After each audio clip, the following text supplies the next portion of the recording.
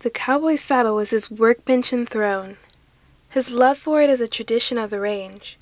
It was his most highly prized possession, and in the old days often cost more than the horse he slapped it on.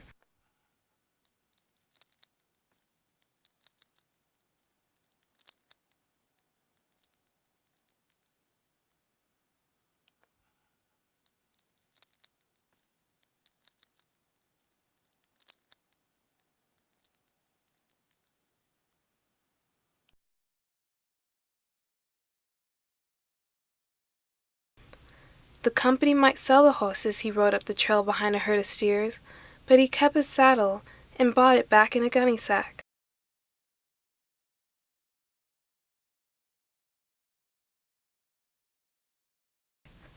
The expression he sold his saddle meant he was utterly broke or in disgrace.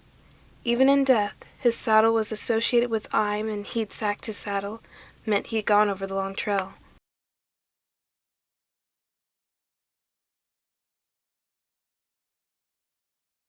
When he was too old to ride, and it was said he'd hung up his saddle, or hung his saddle on the fence. Our first saddle came from Mexico, but the American cowboy made a heap of changes and improvements to suit his needs. Without the Western saddle, no man could have rode the bucking horses of the range.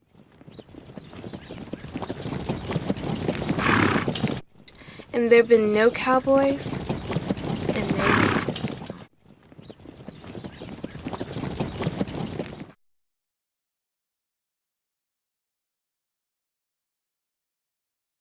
Over the years, there developed many different styles in saddles, as to tree, cantle, horn, or rigging, but once a rider got one that suited and fit him, he wouldn't part with it of his own accord.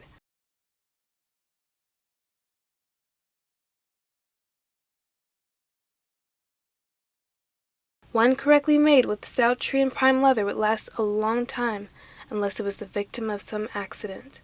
If a horse throwed a rider and got away, this cowhand was sure to yell, "Catch my saddle!"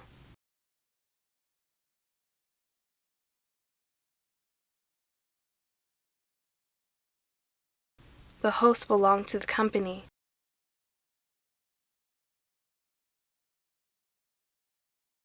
but the saddle was his own private property.